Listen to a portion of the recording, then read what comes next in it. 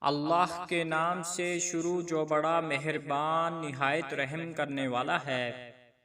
روایت ہے عبداللہ بن عمرو سے، فرماتے ہیں ایک دن دوپہری میں حضور صلی اللہ تعالی علیہ وآلہ وسلم کی خدمت میں حاضر ہوا تو آپ نے دو شخصوں کی آوازیں سنی جو کسی آیت میں جھگڑ رہے تھے۔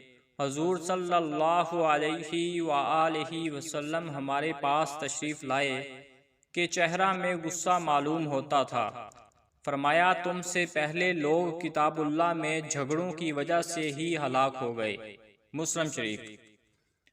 روایت ہے حضرت سعد ابن ابی وقاص سے، فرماتے ہیں فرمایا رسول اللہ صلی اللہ تعالی علیہ وآلہ وسلم نے کہ مسلمانوں میں بڑا مجرم وہ ہے جو کسی غیر حرام چیز کے بارے میں پوچھ گچھ کرے، اس کی پوچھ گچھ کی وجہ سے وہ چیزیں حرام کر دی جائیں۔